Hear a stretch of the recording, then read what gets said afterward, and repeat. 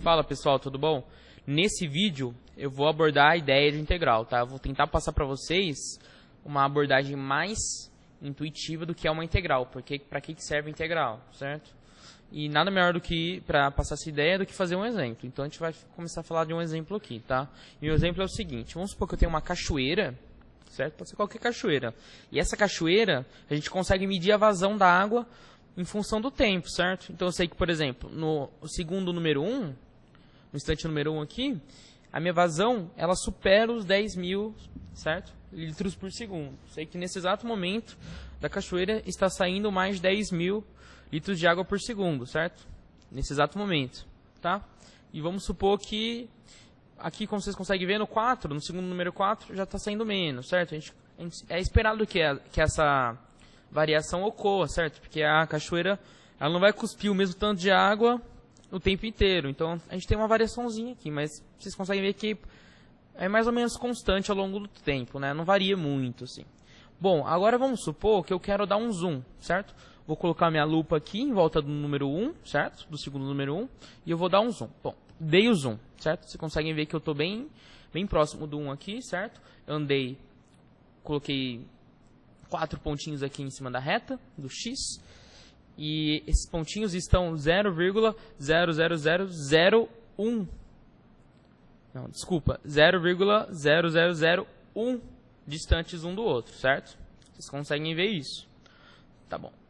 Agora vamos supor, aqui continua eu tendo minha vazão, certo? Então eu sei que nesse segundo aqui, a minha cachoeira está cuspindo esse tanto de água, certo? Mas vamos supor que eu quero fazer uma conta assim, que eu quero aproximar mais ou menos o quanto de água saiu da cachoeira nesse intervalo aqui, entre esse segundo e esse outro segundo aqui, entre esses dois instantes. Eu quero saber quanto de água saiu nesses dois instantes, certo? Então, é relativamente fácil a gente conseguir aproximar isso. E como que eu vou fazer? Bom, vai ser dessa forma aqui, ó. Você consegue, aqui eu já coloquei o valor exato, que está aqui cortando o y, certo? E como que eu vou estimar esse valor, né? Achar alguma coisa aproximada. Vocês conseguem ver que aqui está meio reto, né? Meio constante. Não está perfeitamente constante, mas eu consigo aproximar bem. Então, para eu saber o tanto de água que a cachoeira jogou para fora nesse intervalo, é só pegar o ΔT e fazer vezes, certo? O tanto de água que a cachoeira está cuspindo, certo? Nesse intervalo, certo? Que é mais ou menos constante. Então, a vazão é mais ou menos, né, aproximadamente a área desse retângulo, né, porque eu estou pegando o intervalo e fazendo vezes o tanto que ela está cuspindo em cada instante. Tudo bem? Então dá mais ou menos a área desse retângulo. Então eu posso falar que a vazão, nesse intervalozinho, ela é aproximadamente a base aqui vezes a altura, certo? Que é 1,05 litros. Então eu sei que entre esse instante e esse instante, a cachoeira jogou mais ou menos 1,05 litros para fora de água. Tudo bem? Bom, agora vamos supor que eu quero calcular o tanto de água que a cachoeira cuspiu nesse intervalozão aqui, tá? Entre esse primeiro instante e esse último instante que eu coloquei na reta. Então, eu vou seguir a mesma ideia, tá? Como a função está mais ou menos constante aqui, tudo bem? Eu vou colocar outros dois retângulos e vou calcular essa área aqui, tá? Essa área zona aqui, tá? E essa área zona vai ser aproximadamente o tanto que a cachoeira cuspiu nesse intervalozão, tudo bem? E como que eu faço para calcular essa área zona? Eu só calculo a área dos retângulos separadamente e depois somo. Então eu poderia colocar essa área zona igual a um somatório, certo? A um somatório, certo? De i variando de 1 até 3, porque eu tenho 3 retângulos, certo? Base, que é ΔT, né, que é cada intervalozinho desse, vezes a altura, que é dado pela função no momento T1, certo? No momento T2, no momento T3, que é aqui. Tudo bem? Então a gente está conseguindo aproximar a vazão total, né, nesse intervalozinho. Mas se eu quiser alguma coisa mais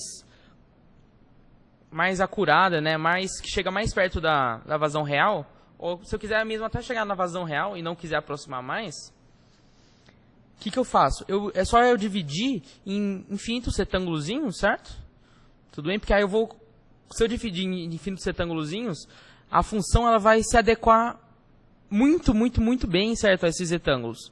Então eu vou estar calculando exatamente o que a cachoeira está cuspindo, certo, nesse intervalo.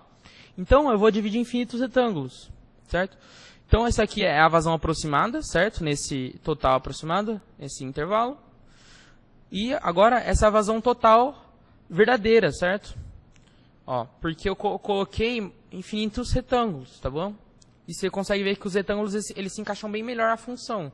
Então eu consigo calcular o valor exato, tá, da vazão total. Tudo bem? E eu posso expressar esse somatório aqui, certo? Que é a soma da área de infinitos retângulos, e esses retângulos infinitamente pequenos, como uma integral, certo? Então eu vou colocar dessa forma aqui. Eu sei que ela começa no t, no tempo, 0,9998 e vai até 1,0001, tudo bem?